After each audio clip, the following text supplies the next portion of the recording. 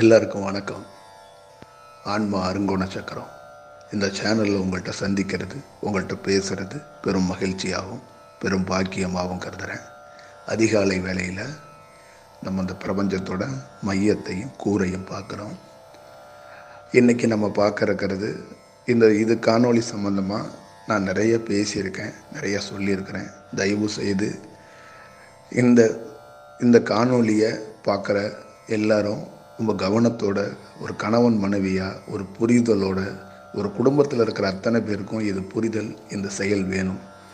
உங்களுடைய வாழ்க்கையில் இருக்க அடிப்படையாக இருக்கிற உங்கள் குழந்தைங்க கூட இந்த செயலாக்கத்தை பற்றி தெரிஞ்சுக்கணும். இந்த புரிதலை நீங்கள் ஒரு பக்குவமாக எப்படி இதை புரிந்து இதை எடுத்துக்கிறீங்களோ இதுதான் உங்களுடைய லைஃப்பில் முக்கியமான ஒரு மையமாக அமைய போகுது.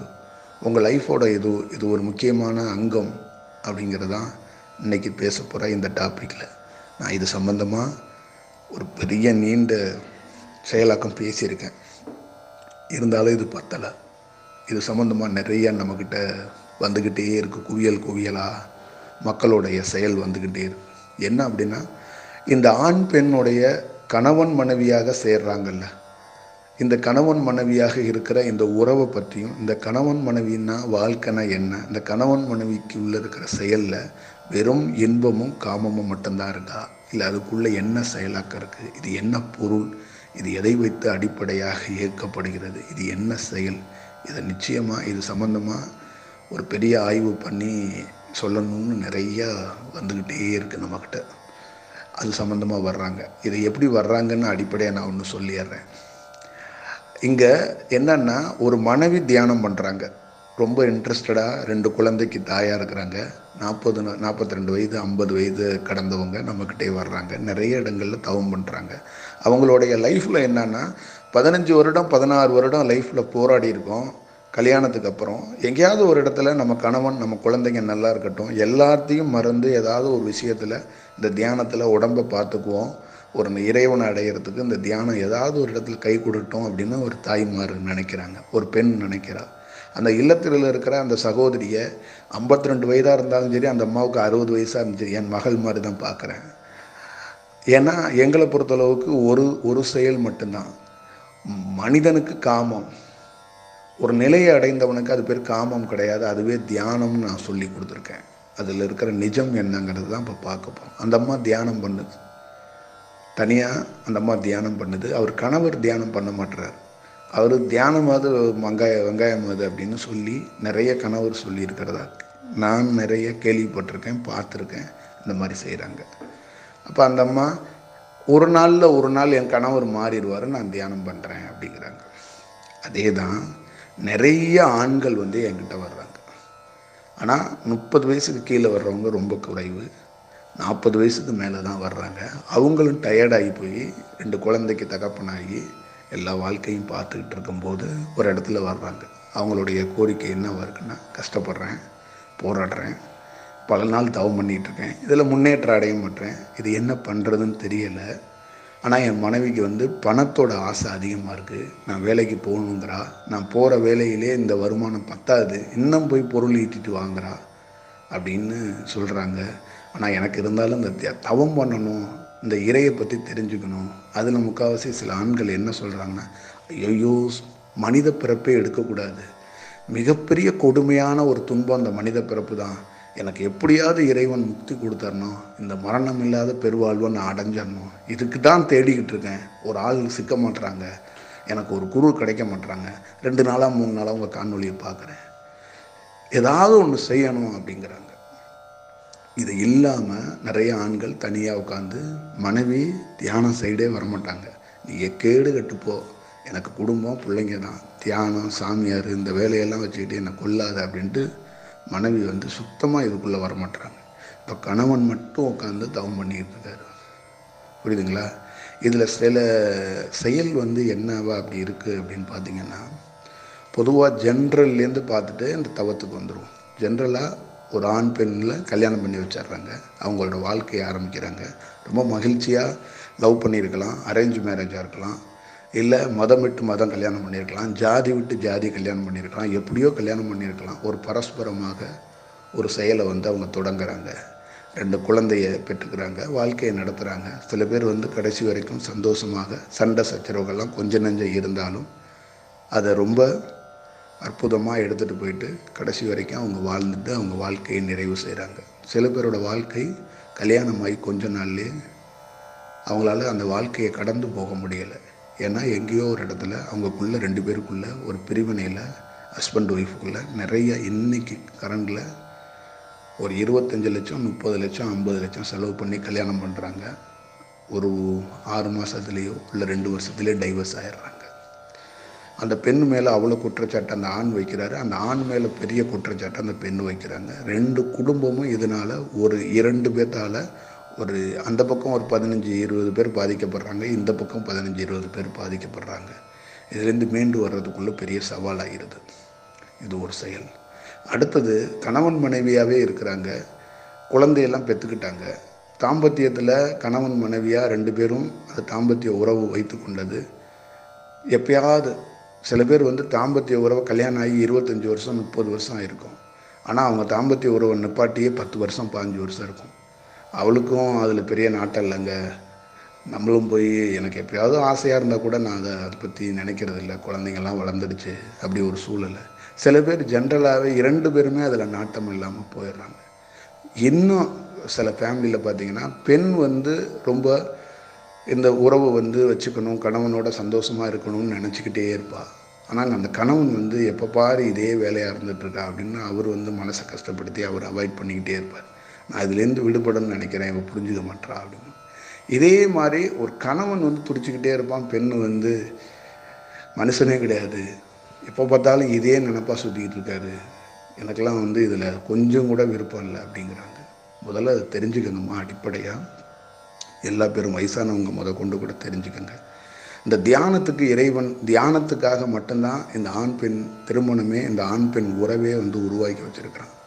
ஒரு மனிதன் எப்பொழுதும் மிக ஆரோக்கியமாகவும் மிக தன்னம்பிக்கையோட மிக சக்தி வாய்ந்த செயலோட ஒரு மனிதன் வாழணும் அப்படிங்கிறதுக்காக தான் கோயில் குளங்கள் மந்திரங்கள் வேதங்களை கண்டுபிடிச்ச மாதிரி ஒரு ஆணும் பெண்ணும் கல்யாணம் பண்ணிக்கணும். ஏன் ஒரு மனிதன் பிறப்படுத்த போதிலேருந்து தனியாக ஒரு ஆண் வாழக்கூடாதா, ஒரு பெண்ணு தனியாக வாழக்கூடாதா? எதற்கு இந்த கல்யாணம்? எதற்கு ஒரு ஆண் பெண்ணும் சேரணும்? எதற்கு ஆண் பெண்ணு சேர்ந்ததுக்கப்புறம் குழந்தை பிறக்கணும்? நினச்சி பாருங்கள், தயவு செய்து ஒரு 10 நிமிஷம் உட்காந்து நினச்சி பாருங்கள். ஒரு மனிதனுக்கு எதற்கு இந்த செயல் அப்படின்னா, ஒரு ஆணும் ஒரு பெண்ணும் சேரும்போது அது ஒரு அவனுக்குள்ளே இருக்கிற அந்த நாடிகளில் பெரிய ஒரு செயலாக்கம் நடக்குதுன்னு சொல்கிறேன். நீங்கள் தவம் பண்ணாமல் உள்ளே இருக்கிற அந்த 2 நாடியும் சேருவதற்கான ஒரு வாய்ப்பை ஒரு ஆண் பெண் சேரும்போது அந்த முயற்சி அங்கே நடக்குது. அப்போ அங்கே ஒரு தவம் நடக்குது ஒரு ஆணும் பெண்ணும் சேரும்போது. இதில் ஜாதி மதம் மொழி எதுவும் கிடையாது. எந்த குருநாதருக்கும் அங்கே வேலை இல்லை, எந்த யோகிக்கும் வேலை இல்லை, எந்த யோகா சென்டர் எடுக்கிறவங்களுக்கும் வேலை இல்லை, எந்த யூடியூப் நடத்துகிறவங்களுக்கும் இங்கே வேலை இல்லை. ஒரு இயற்கையாகவே ஒரு செயல் என்ன நடக்குது, உள்ள ஒரு கணவன் மனைவி சேர்க்கையில் ஒரு தியானம் நடக்குது. அந்த சந்தோஷத்தையும் அந்த கணவன் மனைவி இன்பத்தையும் அவங்க பார்த்துட்டு அதுக்குள்ளே இருக்கிற பேரின்பத்தை காமமாகவோ அவங்களுக்கு ஏற்ற மாதிரி அந்த செயலை வந்து அவங்க வந்து விவாதிக்கிறாங்க. அந்த தாம்பத்தியத்தை பண்ணிவிட்டு உடனே போய் குளிச்சிடணும், சுத்தபத்தமாக இருக்கணும் அப்படி இப்படின்னு அவங்க சொல்கிறாங்க. இந்த தாம்பத்தியத்தில் வந்து குளிச்சுட்டு பூஜை ரூமுக்குள்ளே போகக்கூடாது, அங்கே போகக்கூடாது, இங்கே போகக்கூடாதுங்கிறாங்க. இது வந்து ஒரு என்னைக்கு ஒரு மனிதன் இது தெய்வீகம், இது கடவுள், அதிலிருந்து தான் நம்ம குழந்தை வெளியில் வருது, இதிலிருந்து தான் நம்ம குழந்தைய உருவாக்குறோங்கிற அந்த செயல் கூட இன்ன வரைக்கும் 60 வயசாகி 70 வயசான ஒரு ஆணுக்கோ ஒரு பெண்ணுக்கோ தெரியாது. அது அது அது அது கோயில் அப்படிங்கிறது தெரியாது. அந்த இடத்துல ஒரு ஆணோடைய விந்து இதுலேருந்து தான், ஆணோடைய அந்த செயலாக்கத்திலிருந்து தான் நம்மளுடைய மகனோ மகளோ போகிறா, அந்த வாசல்லிருந்து தான் போகிறா. ஒரு வீதியில் வந்து ஒரு இடத்துல ஒரு ஒரு ஒரு செயல் வருது, ஒரு யோகி வர்றாரு அப்படின்னா கையெடுத்து கும்பிடுவீங்கல்ல. ஒரு நதி போகுது, காசியோட நதி, அங்கே போய் குளிச்சுட்டு கையெடுத்து கும்பிட்றீங்களா இல்லையா? அதே மாதிரி உங்கள் வாசல் என்பது ஒரு ஆணுக்காக இருக்கட்டும் பெண்ணுக்காக இருக்கட்டும், இதுதான் வாசல். தெய்வீக வாசல்ங்கிறது இதுதான் தெய்வீக வாசல்ங்கிறது. அது மட்டும் இல்லாமல் அந்த குண்டலினி சக்தியோட வாசலே அதுதான். சித்தர்கள் நுழையக்கூடிய மெயினான வாசலே இதுதான். இது தெரியுமா? சித்தர்கள் அதிகமாக வசிக்கிற ஒரு வாசல், ஒரு மனிதனுடைய உடலில் சித்தர்கள் ஒரு உயர்ந்த நிலையில் இருக்கிற யோகிக்கு பயன்படுத்துகிற வாசலே இதுதாங்க. பெண்ணுடைய ஆண் உறுப்புலேருந்தும் பெண்ணுடைய ஆண் உறுப்புலேருந்தும் ஆணோடைய ஆண் உறுப்புலேருந்தான் ஒரு சித்தர் அந்த வாசலை தான் பயன்படுத்துவோம். அந்த வாசலில் தான் குண்டலினி சக்தியை போய் வணங்கிறதுக்கான ஒரு வாசல் அதுதான் இருக்குது. மின் வாசல் வழியாக போய் பின் வாசலில் குண்டலினி சக்தி இருக்கிறா, அவளை போய் அங்கே வணங்க முடியும். அப்போ எவ்வளோ பெரிய தெய்வீக செயல்! ஒரு ஆணுடைய வாசலிருந்து அந்த உயிர், தெய்வீகமான உயிர் போய் ஒரு பெண்ணோட வாசலுக்குள்ளே டச் ஆகி அது போய் கருவாக தங்குது. தெய்வீகமாக நம்ம ஆசையாக செல்லமாக கொஞ்சக்கூடிய, நம்மளை காக்கக்கூடிய, நம்ம படைப்போட தத்துவத்தில் நம்ம பையனையோ பொண்ணையோ அங்கே தான் உருவாக்கியிருக்கிறோம். அப்படியாப்பட்ட அந்த தெய்வீக இடத்தையோ அந்த தெய்வீக செயலை போய் ஒரு கொச்சப்படுத்துறது, புரிதல் இல்லாமல் அதை ஒரு ஏதோ தீட்டாக, ஒரு சடங்காக, 4 செவத்துக்குள்ள லைட்டை ஆஃப் பண்ணிட்டு அது ஏதோ ஒரு குற்றம் மாதிரி செய்யறது எவ்வளோ பெரிய அபத்தம்! ஒரு கணவன் மனைவி எவ்வளோ பெரிய நீங்கள் மனதுக்குள்ள நீங்கள் நினைச்சு பாருங்க. அப்போ இந்த செயலாக்கத்துக்குள்ள ஒரு கணவன் மனைவியா நல்ல புரிதல் உள்ளவங்க 30 வருஷம் 40 வருஷம் குழந்தைங்கள்லாம் வளர்ந்து கூட அந்த ஆண் பெண் தாம்பத்தியத்தில் உறவில் இருக்கிறது தியானம் பண்ணிக்கிட்டே இருக்கிறாங்க. அந்த 2 நாடியும் அவ்வளோ சாமானியமாக இணையாது. ஆனால் அந்த 2 நாடியும் அந்த உரசல்களில், அந்த சின்ன ஜர்க்கில் அவங்களுக்கு என்ன பண்ணுன்னா ஒரு பெரும் மகிழ்ச்சியையும் பெரும் சந்தோஷத்தையும் அது கொடுத்துக்கிட்டே இருக்கும். அந்த மனிதன் சோர்ந்து போகாமல் வாழ்கிறதுக்கான ஒரு மனிதன் நினச்சிக்கிறான்ல, என்னால் வாழ்கிறேன். நிறைய பேர் சொன்னான்ல, அறிஞர் சொன்னான், கவிஞர் சொன்னான், எழுத்தாளர் சொன்னான், விஞ்ஞானி சொன்னான், பெரிய பெரிய டைரக்டர் சொன்னான். இந்த தாம்பத்தியம் வச்சுக்கிட்டிங்கன்னா மைண்டு ஃப்ரீயாக இருக்கும், மைண்டு சந்தோஷமாக இருக்கும், எந்த டிப்ரெஷனும் ஆகாது. ஒரு குழந்தைக்கு 20 வயசு 21 வயசு ஆனால் அந்த வயசு வந்துருச்சு, அவள் எங்கேயாவது போயிட்டானா என்ன பண்ணுறது அப்படின்னா,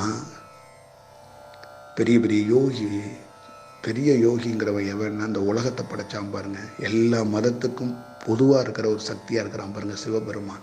அந்த வயசு ஆனோடனே அவன் தப்பாக போயிடக்கூடாது, அவன் தவம் பண்ண வரணுங்கிறதுக்காக தான் கல்யாணத்துங்கிற உறவையே கண்டுபிடிச்சான். ஆண் பெண்ணையே அப்படி தாண்டா கண்டுபிடிச்சான். நீ என்ன மதமாரு, என்ன ஜாதியாரு, கடவுளே இல்லைன்னு சொல்லு, கடவுள் இருக்கிறான்னு சொல்லி எதையே செஞ்சுட்டு போ, டெய்லியும் உனக்கே தெரியாமல் நீ தவம் செஞ்சுக்கிட்டு இருக்க. நீ இந்த தவத்தை மேற்கொண்டுகிட்டு இருக்க. 30 ஆண்டுகளா 40 ஆண்டுகளா தவத்தில் இருந்துகிட்டு இருக்க.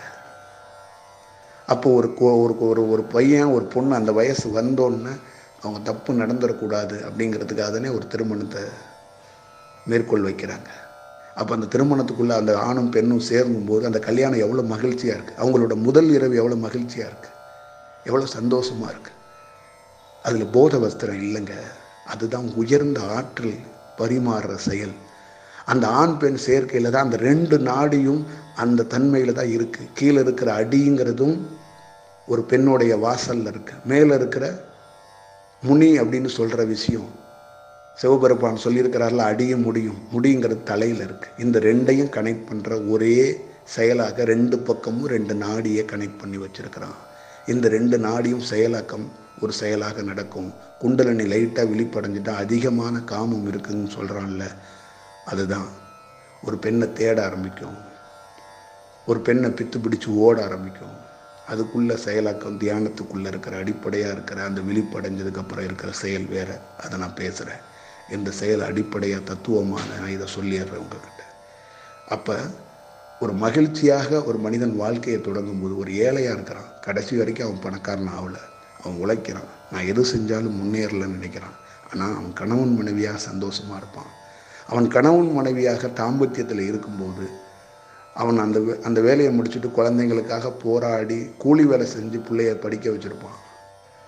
ஆனால் அவன் எந்த கூலி வேலை செய்யறதுக்கு அந்த எனர்ஜியோ அந்த உண்மையோ அந்த உழைப்போ எங்கேருந்து வருது அப்படின்னா, இந்த தியானத்தில் எப்பயோ ஒரு முறை ஈடுபடும் போது கூட அந்த சக்தி, அந்த எனர்ஜி அவனுக்கு கிடைக்கிது.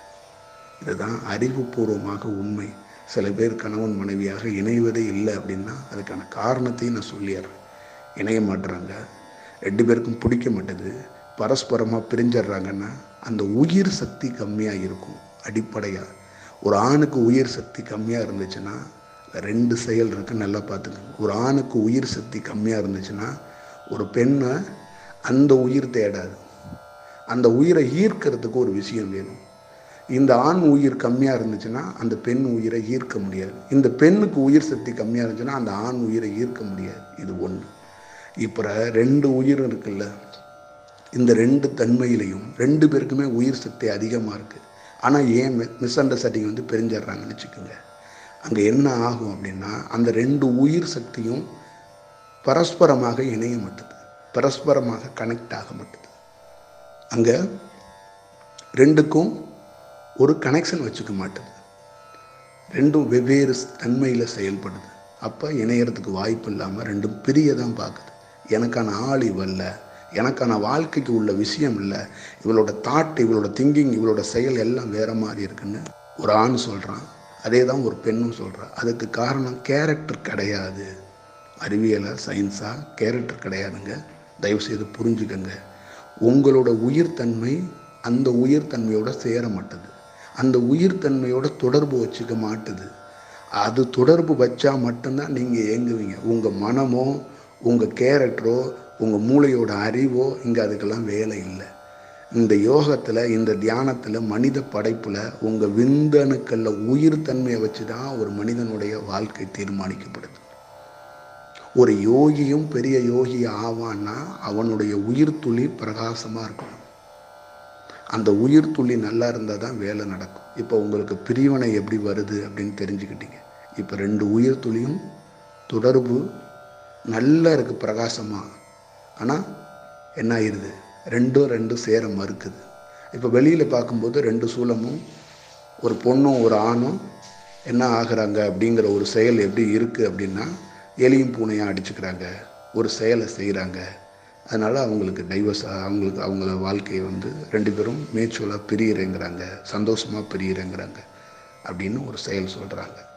இன்னும் 2 பேரும் 25 வருஷமாக 30 வருஷமாக கணவன் மனைவியவே பிடிச்சிக்காது.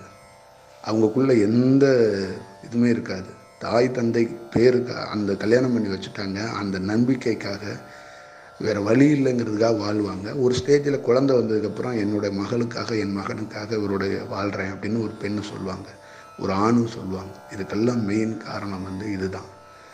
ஏதோ கட்டாயத்தில் 2 பேருடைய செயலும் இணைஞ்சிருப்பாங்க. அந்த உயிர் துளியில் குழந்தை பிறந்திருக்கும். ஆனால் 2 பேரும் அடிக்கடி அந்த பரஸ்பரம் செய்ய மாட்டாங்க. அந்த ஒரு புரிதலை செஞ்சுக்க மாட்டாங்க. ஒரு கடமைக்காக செயலாட்டுவாங்க. நீ யாரோ நான் யாரோ. இது உலகம் முழுக்க நடந்துக்கிட்டே இருக்குது. இது வெளிநாட்டில் அதிகமாக நடக்கிறதுனால தான், அந்த உயிர் துளிகள் கனெக்ட் ஆக மாட்டதுனால தான் கல்யாணம் பண்ண மாட்டுறாங்க. அவங்க வேறு தன்மையிலேயே இயங்கிட்டு இருக்காங்க. இதுக்கான செயல் அதுதான். இதை இன்னொரு விஷயமும் இருக்குது. அந்த உயிர் துளிகள் கம்மியானவங்களுக்கு, ஆண் பெண்ணுக்கு உயிர் துளி அதிகமாக இருக்கிறவங்க, அவங்க உயிர் துளி அதிகமாக இருக்கும். இந்த உயிர் துளி அதுக்கு ஈடு கொடுக்கவோ சப்போர்ட்டோ இல்லை. அப்போ கனெக்ட் ஆக மாட்டுது. அப்பையும் பிரிவினை வர்றதுக்கு வாய்ப்பு இருக்குது. அதை தான் டாக்டர் என்ன சொல்லுவாங்க, மலட்டுத்தன்மையாக இருக்குது. பெண்ணுக்கோ ஆணுக்கோ அந்த குழந்தை பாக்கியம் கம்மியாக இருக்கும்போது உயிர் சக்தி கம்மியாக இருக்குங்க, மலட்டுத்தன்மை இருக்குது. மலட்டுத்தன்மை என்னன்னா, ஒரு பெண்ணும் ஒரு ஆணும் அப்படியே ஒரு ஆக்டிவாக இல்லாமல் ஒரு பெண் இருப்பாள். ஏன்னா அந்த உயிர் சக்தி கம்மியாக இருக்கிறதுனால அவள் என்னன்னா, அந்த உயிர் சக்தி இருந்தால் தான் ஒரு பெண் ஒரு ஆணோட சர்லுன்னு கனெக்ட் ஆக முடியும். இப்படி ஒரு விஷயமாக இருக்குது. அதே நேரத்தில் கொஞ்ச நாள் நல்ல உயிர் சக்தியோட 2 பேர் கனெக்ட் ஆகி ஒரு இடத்துல 2 பேருடைய செயலாக்கமும் பிரிவாங்க. ஃபஸ்ட்டு நாங்கள் 2 பேரும் அவ்வளோ கனெக்டில் இருந்தோங்க. 5 வருஷம் 10 வருஷம் யார் கண்ணு பட்டுச்சோ தெரியல, 2 பேரும் பிரிஞ்சிட்டோம். நாங்கள் 2 பேரும் அவ்வளோ உறவாக இருந்தோம், அப்படி இருந்தோம், எல்லா இடத்துலையும் அப்படி இருந்தோம், எல்லாத்துலேயும் இருந்தேன்பாங்க. அந்த செயல் ஒரு இடத்துல அந்த உயிர் துளிகள் ஒரு மாற்றம் அடைஞ்சிருக்கும். இந்த உயிர் துளியும் அந்த உயிர் துளியும் ஒரு மாற்றம் அடைஞ்சிருக்கும். இது அடிப்படை தேவை. அதுக்கு அடிப்படையாக இன்னொரு செயலும் நான் உங்கள்கிட்ட சொல்லிடுறேன். இந்த முப்பிறப்பு, இந்த கர்ம வினை அப்படிங்கிறதெல்லாம் ஒரு மனிதன் தியானத்தில் வர்றது, கடவுள் நிலையை அடையணுங்கிறவனுக்கு அங்கே தான் ஒரு செக்க பாதிப்பை வைப்பான். ஒரு நார்மலாக ஒரு மனிதனுக்கு இந்த இல்லறத்தில் இருக்கும்போதே பாதிப்பு வருது, இந்த செயல்லாம் வருதுன்னா உங்களுடைய விந்தணுக்களில் இறைவன் அந்த முப்பிறப்பில் கர்ம வினையில் ஒரு செயலாக்கத்தை வச்சுட்டான். அதில் தான் இவ்வளோ பெரிய செயலாக்கமாக, இவ்வளோ பெரிய பொருளாக நடக்குது. இப்போ ஒரு மனிதன் இயற்கையாகவே தியானம் பண்ணிக்கிட்டே இருக்கிறான். ஆனால் அதை தெரியாமல் பண்ணுறான், அதை ஏதோ குற்றம்னு பண்ணுறான், அதை ஒரு தெய்வீகமாக எடுத்துகிட்டு போக மாட்டான். அதுக்குள்ளே நிறைய குளறுபடி இருக்குது. இதுதான் ஒரு செயல். இப்போ நான் அடிப்படையாக தியானம் பண்ணுறேன். நான் உட்காந்து தனியாக ஒரு தியானத்தை மேற்கொள்ளும் போது எனக்குள்ளே இருக்கிற நாடிகள் விழிப்படையும் போது என்னுடைய மூச்சு காற்று மட்டும்தான் நார்மல் மனிதன். இப்போ நார்மல் மனிதனாக இருந்து என்னோடய மூச்சு காற்று உள்ளே போய் வர்றது போகிறது, நான் எல்லா செயலும் செய்கிறேன், என் மூச்சு காற்றை கவனிக்கிறேன். இப்போ இது என்ன ஆகுன்னா, ஒரு கட்டத்தில் விழிப்படையும் போது ஒரு சின்னதாக அந்த இடம் ஸ்பார்க் ஆகும். அந்த இடங்கிறது நீங்கள் எங்கேங்கிறீங்கன்னா, அந்த உயிர் சுற்றி கீழே இருக்கிற மூலாதாரமும் மேலே இருக்கிற மூலாதாரமும் அந்த விந்தணுக்கள் இருக்கிற உயிர் சக்தி ஒரு பரபரப்பாகணும், ஒரு கனெக்ட் ஆகணும். அதுதான் விழிப்புங்கிறது. அது நரம்பில் ஏற்படும். அது ஏற்படும் போது உள்ள ஒரு மாற்றம் ஏற்படும். உள்ள மாற்றம் ஏற்படும் போது விழிப்பு அடைஞ்சிருச்சுன்னா, எனக்கு விழிப்பு அடைஞ்சோடனே அந்த உயிர் சக்தி கீழே உள்ள உயிர் சக்தி மேலே உள்ள உயிர் சக்தி ஏங்க ஆரம்பிச்சிருச்சு. இப்போ 2 நாடியும் ஏங்க தொடங்குது. ஒட்டலை, கொஞ்சம் ஏங்குது, கொஞ்சம் ஒட்டுறதுக்கு ரெடி ஆகுது. இப்போ ஒரு வேலை நடந்துக்கிட்டே இருக்குது. தியானத்தில் நம்ம தனிமையில் தியானம் பண்ணிக்கிட்டே இருக்கோம். அப்போ என்ன ஆகுதுன்னா, என்னுடைய மூச்சு காற்றில் ஒரு லேசான பிரபஞ்சத்தோட ஆற்றல் உள்ளே வருது. அந்த காற்றாக அந்த உள்ளே வருது. அந்த வெப்பமாகவும் கூலிங்காகவும் வர்ற காற்று உள்ளே வந்து அது என்ன ஆகுதுன்னா மேலும் போய் உதவுது. ஏன் அப்படின்னா, இந்த உயிர் துளி விழிப்படைஞ்சோன்னே வெளியில் இருக்கிற காற்றை லைட்டாக இழுக்குது. சுவாசத்தை தான் ஒரு மனிதனால் இழுக்கிற வாய்ப்பு இருக்குது. ஆனால் அந்த உயிர் சக்தி விழிப்படைஞ்சால் என்ன ஆகுனா, இந்த பிரபஞ்சத்தில் இருக்கிற அந்த உயிர் துளியை இழுக்கிறதுக்கான வாய்ப்பு ஏற்படுது. நான் எப்படி சொன்னேன், உங்கள் உயிர் துளி நல்லா இருந்தால் எதிரில் இருக்க உங்கள் கணவனுடைய உயிர் துளியோட கனெக்ட் ஆகும். கணவனோட உயிர் துளி நல்லா இருந்தால் மனைவியோட உயிர் துளிக்கு கனெக்ட் ஆகும். அதே மாதிரி என் உயிர் துளி விழிப்படைஞ்சோன்னே வெளியில் இருக்கிற உயிர் துளியை லைட்டாக இழுக்குது கொஞ்சமாக. அப்போ அதுங்க இருக்கிற காற்றுகள் கொஞ்சம் கொஞ்சமாக உள்ளே வருது. இப்போ கொஞ்சம் கொஞ்சமாக வெளிப்படைய இன்னும் அந்த காற்றை இழுக்க முயற்சி பண்ணுது. இப்போ ஒரு இடத்துல இழுக்குது, இதுக்கும் ஒரு வேலை நடந்துக்கிட்டே இருக்கு. அப்போ அந்த காற்று போக போக இங்கே உள்ள பெரிய ப்ராசஸ் ஆகி ஒரு வேலை நடக்குது. இப்போ இப்படி நடந்துக்கிட்டே வருது. ஒரு ஸ்டேஜில் என்ன ஆகுதுன்னா, அந்த உயிர் துளிகள் பிரகாசமாக கல் மாதிரி ஒரு செயலுக்கு வந்தோடனே அது என்ன ஆகுது, அந்த காற்று வந்துக்கிட்டு இருந்துச்சுல்ல, அந்த காற்று அந்த உயிர் துளிகள் எங்கெங்கெல்லாம் மையமாக உலகம் முழுக்க இருக்கிற அதோட இது போய் தொடர்பு ஆயிடுச்சு. இதுவும் அதுவும் ஒன்றாயிருச்சு. இங்கேருந்து அங்கே நம்ம தியானம் பண்ணும்போது இந்த உயிர் துளியை கவனம் வச்சு செய்யும்போது அந்த பிரபஞ்சத்தை இந்த உயிர் துளி விழிப்போடு இருக்கும்போது காற்றை போய் இழுத்துட்டு வருது. ஆனால் இது நாளாகி கல்லாக மாறினதுக்கப்புறம் என்ன ஆகுது, அந்த உயிர் துளி சும்மா இருந்தால் கூட அதோட வெளியில் இருக்கிற உயிர் துளி ஜாயிண்ட் ஆகிக்குது. அப்போ இங்கேருந்து வருவதும் அங்கேருந்து போவதும் அப்படின்னா இது பிரபஞ்சத்தோட மையம் மாதிரி மாறிடுச்சு.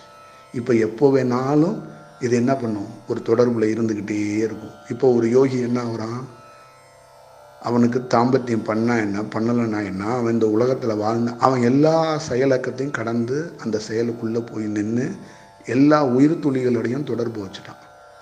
புரியுதுங்களா? அப்போ அவனுக்கு அந்த ஆற்றலோ அந்த செயலோ எப்பொழுதுமே அவனுக்கு கீழே போகாது. அவன் கீழ்நிலையை நோக்கி போக மாட்டான். அவன் மேல்நிலையிலேயே உட்காந்துருப்பான்.